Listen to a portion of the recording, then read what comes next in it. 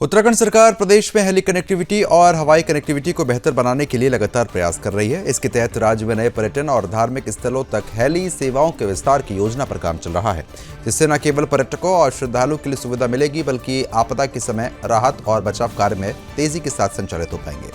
ऐसी एक महत्वाकांक्षी योजना के तहत उत्तरकाशी जिले के चिन्यालीसौड़ और चमोली जिले की गोचर हवाई पट्टी को भारतीय वायुसेना और रक्षा मंत्रालय के सहयोग से ज्वाइंट सिविल मिलिट्री उपयोग के लिए विकसित किया जाएगा। इस संबंध में राज्य सरकार, नागरिक उड्डयन विभाग और रक्षा मंत्रालय के बीच एग्रीमेंट होने वाला है। मंत्रिमंडल से भी इस योजना को मंजूरी मिल चुकी है। इसके तहत इन दोनों हवाई पट्टियों को 30 साल के लिए रक्षा मंत्रालय को एडवांस लैंडिंग ग्राउंड ALG की लीज पर ट्रांसफर किया जाएगा। एयरफोर्स ATC कंट्रोल और कम्युनिकेशन नेविगेशन AMP सर्वेलेंस सुविधा के संचालन और रनवे टैक्सी के रखरखाव का जिम्मा संभालेगी, जबकि सिविल टर्मिनल बिल्डिंग्स की रखरखाव और संचालन राज्य सरकार करेगी। मामले को लेकर जानकारी देते हुए नागरिक उड्डयन विभाग के सचिव सचिन ने बताया कि वह एग्रीमेंट यूनिक होगा और जॉइंट फंक्शनल यूज के रूप में काम करेगा।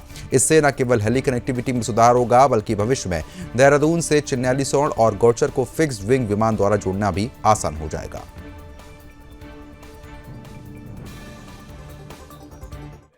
देखिए, ऑलरेडी जो चिन्यालीसौड़ और गोचर की जो हमारी एडवांस लैंडिंग ग्राउंड जिसे हम बोलते हैं, हवाई पट्टियां है, उसको हमने एयरफोर्स के साथ, मिनिस्ट्री ऑफ डिफेंस भारत सरकार के साथ हम एक एग्रीमेंट अभी करने जा रहे हैं, जो कैबिनेट ने उसका अनुमोदन दे दिया है।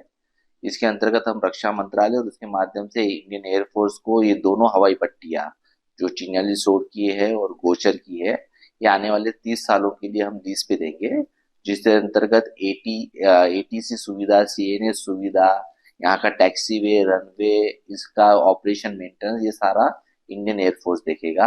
और यहाँ की जो सिविल टर्मिनल है, जो बिल्डिंग्स है, इसका रख रखाव, इसका ऑपरेशन मेंटेनेंस राज्य सरकार देखेगी।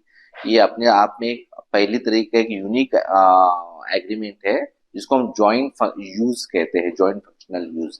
इसके अंतर्गत ये एग्रीमेंट, जिसको अभी कैबिनेट ने अनुमोदन हमको दिया है, और इसके कारण हमारी कनेक्टिविटी के साथ साथ सामरिक दृष्टिकोण से भी इसका उपयोग किया जाएगा। बिल्कुल, जैसे कि मैं बता रहा हूँ कि ATC और CNS जो दो मुख्य सुविधाएं अभी इंडियन एयरफोर्स के माध्यम से दी जाएगी, तो इस कारण जो हमारी देहरादून से इन जगहों की जो कनेक्टिविटी है, निश्चित तौर पे सुधरेगी। और जो फिक्स्ड विंग, अभी तक तो हेलीकॉप्टर के माध्यम से हमने दोनों को कनेक्ट किया ही है, इन फिक्स्ड विंग के माध्यम से भी कनेक्ट होने में हमको